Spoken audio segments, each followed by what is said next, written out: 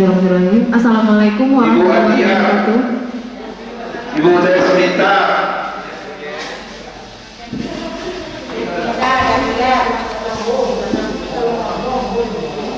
Ya, selamat pagi Bapak Ibu. Perkenalkan, nama saya Feni. Sehari-hari saya bekerja di ruang ICU RSUD Lubasum. Nah, pada kesempatan pagi menjelang siang ini, saya sebagai seorang perawat ingin berbagi sebenarnya Bapak Ibu tentang penyakit stroke. Nah, dari bahasanya stroke mungkin tidak asing bagi Bapak Ibu. Stroke yang selama ini yang acok barulah gitu Bapak Ibu ke RSUD baru mungkin ada keluarga bahkan diri Bapak sendiri yang mengalami penyakit stroke ini. Nah, kita lanjut saja. Sebenarnya apa sih itu stroke? Menurut Bapak Ibu di sini, apa sih stroke? Ada yang tahu Bapak Ibu? Nah, oke. Langsung Ibu. Stroke adalah gangguan fungsi otak akibat aliran darah ke otak mengalami gangguan atau berkurang dan berlangsung mendadak atau tiba-tiba. Akibatnya, nutrisi oksigen yang dibutuhkan otak tidak terpenuhi. Nah, itu dulu. Yang stroke. Nah, ini yang stroke. Karena aliran darah ke otak itu berkurang. Oke, kita lanjut.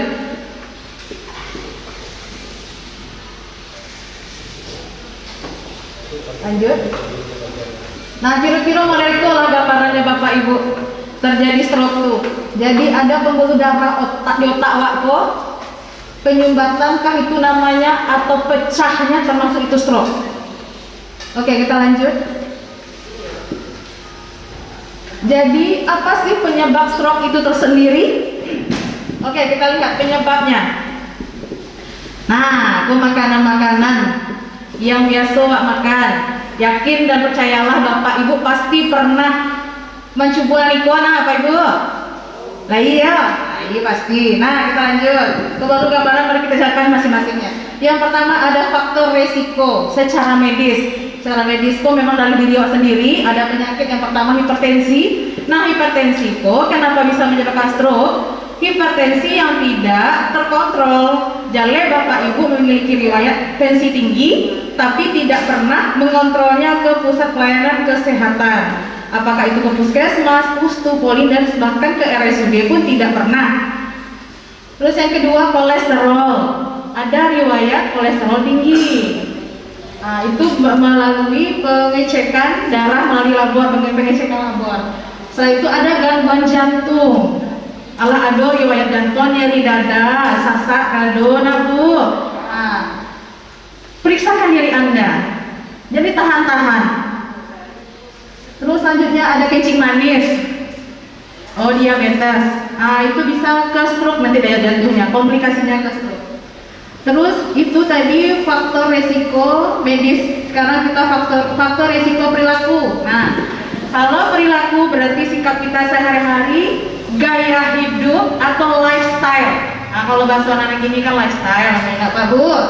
Nah, ini yang pertama merokok. Nah, kalau merokok kok Papa pasti sangat hobi merokok.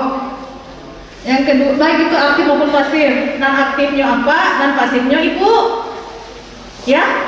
Nah, kalau Bapak merokok, Ibu di samping Bapak menemani beliau merokok, nah Ibu termasuk perokok pasif. Nah, sebenarnya Bu, perokok kok sama-sama parah sebenarnya rokok, tapi kalau yang pasif kok lebih parah daripada yang aktifnya. Nah, itu dari segi merokok. Yang kedua, makanan yang tidak sehat. Nah, seperti yang tadi, makanan yang banyak mengandung gula yang berlebih, terus junk food, makanan-makanan sampah kalau menurut awak, terus alkohol dan kurangnya olahraga. Terus karena yang diatur kok alah makanan tidak sehat, alkohol kurang olahraga dan terjadilah obesitas atau kegemukan. Ya. Nah, gejalanya lain. Nah, Gejala kok Bapak Ibu, gejala stroke supaya gampang dan mudah untuk diingat. Jadi disingkat lah menurutku. Segera ke RS. Itu senyum tidak simetris, miring kiri atau mencong ke kanan, mencong ke kiri. Terus susah untuk menelan air minum secara tiba-tiba. Itu gejala yang pertama. Gejala yang kedua, gerak separuh anggota tubuh melemah tiba-tiba. Apakah itu kiri kanan, apakah itu kiri? Pernah nampak murid itu Bapak Ibu? Lain ya? Lain. Terus berarti lah familiar tentang stroke ya Bapak Ibu ya. Terus bicara pelo, tiba-tiba tidak dapat bicara atau bahkan tidak bisa bicara peloyo atau bahkan tidak bisa bicara. Terus susah dimengerti apa yang dikeceannya. Itu gejala ketiga stroke. Gejala keempat kebas atau baal atau kesemutan, entah itu di tangannya, ini kok entah kaki. Itu biasanya di anggota gerak. Terus rabun pandangan, satu mata kabur terjadi tiba-tiba, sebelah kiri atau sebelah kanan, rabun tiba-tiba. Oke, lanjut. Sakit kepala hebat yang muncul tiba-tiba dan tidak pernah dirasakan sebelumnya. Gangguan fungsi keseimbangan seperti bangta, sulit untuk dikoordinasikan. Nah, dari 1, 2, 3, 4, 5 itu gejalanya. Bapak Ibu sampai siko paham? Paham dulu Bapak Ibu? Paham ya? Nah, kita lanjut.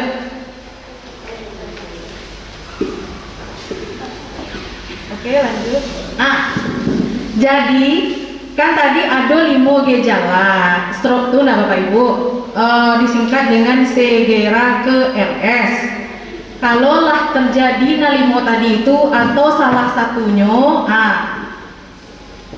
jangan ditahan-tahan, langsung saja konyo penanganan. Jadi stroke tuh kalau terjadi serangan pertama kali itu ada golden moment namanya Kak, waktu emasnya supaya awak mematahkan supaya ini tidak lumpuh permanen. Nah, jadi caranya adalah ketika ada serangan itu, entah itu terjatuh di kamar mandi langsung berbicara pelo atau langsung pingsan atau sadar segala macam, itu kita langsung bawa ke rumah sakit dalam waktu kurang dari 4,5 jam. Karena apa? Karena itulah bantuan yang pertama kali untuk stroke Bapak Ibu. Mau itu cara menyelamatkan ninyo, aturan ninyo kalau panjang waktunya, istilah kamu deko kalau orang kampungan Bapak Ibu, jatuh orang mana anak dia wadah berlimo, ditunggu dulu, kakaknya di situ dulu, lalu kan ke pasar dulu, atau ke sekolah dulu, atau ke kantor dulu, tunggu dulu pulang kakaknya dulu ke rumah sakit. Sayangkan orang tua kita, aturan bisa selamatkan, beliau bisa sembuh, walaupun tidak sembuh seperti biasanya, tapi beliau bisa tidak cacat permanen. Karena awak yang menganiaya orang tua, karena keterlambatan pertolongan, karena stroke ini sangat serius penanganannya. Jadi waktu yang kita butuhkan untuk bawa ke rumah sakit, misalnya serangan pertama itu harus kurang dari 2 jam. Tiba di rumah sakit ditolong oleh para dokter, perawat dan tenaga medis lainnya. Itu bisa tepat waktu kurang dari 2 jam sampai maksimalnya 2 jam, sampai beko akhirnya 4,5 jam maksimal penanganan stroke itu. Kadang ada dengan obat-obatan dan lain sebagainya. Oke. Banyak Bapak Ibu, lain bisa rasanya tuh nanti kalau seandainya ada kejadian di samping kita. Bisa Bu? Insya Allah ya Bu ya. Oke, kita lanjutkan. Nah, bahas sih cara pencegahannya supaya awak terhindar dari stroke. Ya dengan sehari-harinya kita lanjut. Ada 4M Bapak Ibu. 4M ini yang pertama kita lanjut. Menghindari, menghindari yang tadi nalaso-laso, nalama-lama, nasero-sero. Yang pertama merokok, alkohol, stres, dan olahraga supaya tidak gemuk atau obesitas, dan konsumsi garam berlebihan. Tidak atau menghindari sama sekali 1, 2, 3, 4, 5 item ini. Oke, kita lanjut. Itu yang menghindari. Ini namanya ngurangi lah ya. Nah, namanya ngurangi lagi Bapak Ibu. Tadi adalah menghindari, ini namanya ngurangi lah ya. Yang pertama kolesterol. Kok bapak-bapak dan ibu-ibu lama makan namanya itu? Tunjang. Apa namanya itu gaji sih yang tunjang. Ini lama sih, malah caranya bapak ibu nama buka salero sih makanan yang harus dihindari Terus lemak-lemak makanan yang gorengan, yang minyaknya mohon maaf yang berkali-kali digunakan yang warna hitam, bapak ibu itu yang memang benar-benar tidak boleh dihindari banal. Oke, kita lanjut tadi mengurangi ini mengendalikan ya. Mengendalikan hipertensi. Nah, seperti yang sudah disampaikan tadi, cara mengendalikan hipertensi awak lah hipertensi tinggi cara mengendalikan ya tadi kontrol, minum obat secara teratur, kontrol ke pusat pelayanan kesehatan terdekat dari tempat tinggal Anda. Terus yang kedua, diabetes mellitus sama seperti hipertensi. Iko penyakit yang harus dikontrol. Penyakit jantung dan penyakit-penyakit lainnya, Iko harus wajib sama ibu mengontrol ke pusat pelayanan kesehatan. Ya, oke kita lanjut. Nah, kok hal-hal yang harus kita lakukan? Mengkonsumsi gizi seimbang dan olahraga teratur. Lagi-lagi olahraga Bapak Ibu. Olahraga minimal 15 menit per hari. Olahraga. Karena dengan olahraga Anda bebas makan enak. Itu setuju. Oke, kita lanjut. Nah, ikut perawatan pasien yang pasca stroke karena serangan stroke, dan alhamdulillah kita bisa menyelamatkan si pasien ini dan ada perubahannya dan dibawa pulang. Nah, itu hal-hal yang harus awak lakukan. Yang pertama, kita sekali terkena serangan stroke tidak membuat Anda terbebas dari stroke. Nah, itu kan ada kasusnya karena stroke karena stroke balik masuk rumah sakit karena stroke balik. Ada berarti tibonya stroke berulang. Terus nanti kita ada di rumah sakit ini terapi rehabilitasi medik pokoknya sampai stroke untuk rehabilitasi stroke. Terus nanti ada terapi wicara, terapi okupasi, itu di rumah sakit yang di pelayanan yang lebih tinggi nanti untuk lanjutan perawatan stroke. Oke. Sorry, Masih kita lanjut. Oke. Lah habis Bapak Ibu. Lah habis penjelasan tentang stroke. Ya sebenarnya intinya gini, pengen memberitahukan yang pertama pencegahan. Dan kedua, Bapak Ibu, pertolongan pertama di rumah Anda, di lingkungan Anda, caranya kalau seandainya Bapak Ibu Umi udah disiko menemukan pasien atau orang-orang yang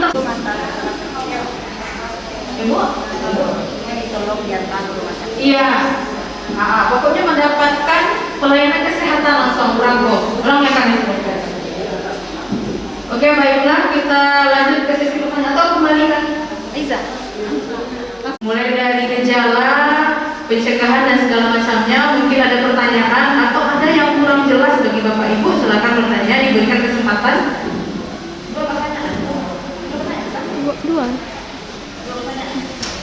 Dua pertanyaan. Ayo silakan Bapak Ibu bertanya.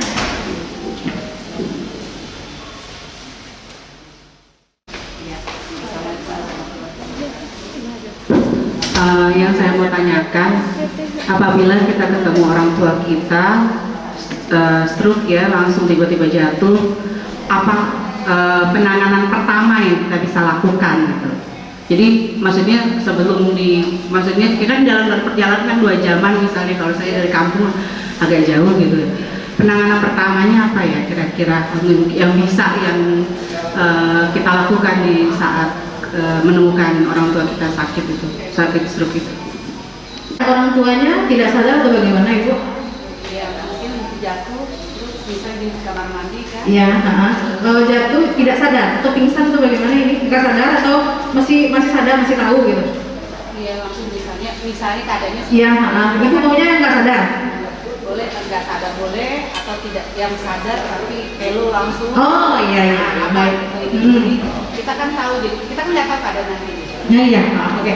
Terima kasih Bu pertanyaannya. Kayaknya udah paham dengan pertanyaannya. Oke, baiklah. Di sini Peggy akan coba menjelaskan bagaimana keadaan kalau ketika kita menemukan orang tua kita atau tetangga atau famili dengan seperti itu ya Bu ya. Yang pertama yang kita lakukan, kita amankan dulu orang yang terkena stroke. Caranya gimana? Kalau dia tidak sadar, bukalah bagian pakaian yang istilahnya itu mengekang badannya, longgarkan, maksudnya longgarkan, terus diposisikan tidak pakai bantal, datar. Kalau beliau tidak sadar, langsung hubungi ambulans kah, atau kalau di kampung aku kan kayak ambulans, langsung bawa ke puskesmas terdekat dulu, puskesmas. Setelah itu kalau seandainya tidak sadar, tapi kalau beliau sadar, kita berikan posisi yang nyamannya kayak mana gitu. Yang nyaman boleh duduk, setengah duduk, atau berbaring. Nah, kita bawa atau transportasi ke puskesmas atau pelayanan kesehatan yang terdekat. Kalau lagi atau ini Yang gendongnya biasa saja atau gimana? Kalau penanganan penggendongannya dari posisi dia jatuh gitu kan? Bisa posisinya jatuh di kamar mandi. Biasanya kan orang tua tersebut kemungkinan untuk bisa berdiri lagi agak sulit ya. Itu bagaimana? Apakah kita bisa langsung gendong biasa aja atau harus bagaimana caranya yang sebaiknya itu seperti apa? Ini Bu ya. Jadi taruhlah pasien kita, kalau orang itu tidak sadar. Nah, kita minta bantuan Ibu. Itu maksimal 3 orang, 3 atau 4 orang untuk setelah itu mengangkat tubuh si orang tua kita ini, pasien ini. Jadi intinya jangan kepalanya tertekuk, posisinya harus datar. Nah, kenapa? Karena bisa menghambat jalan nafasnya. Kalau nanti orang ini, si pasien ini tidak sadar, nah maka jangan tekuk kepala, kita lurus, kita usahakan mengangkatnya lurus gitu, ya. Oke Bu, paham Ibu? Ada pertanyaan lagi Bu, Bapak silakan.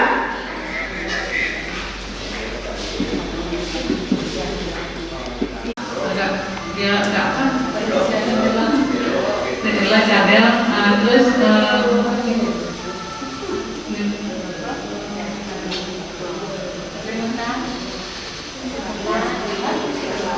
kesemutan, kebas, terus ya pusing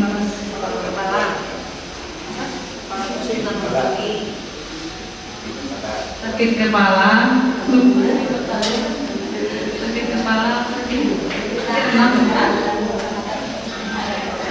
nih panjang.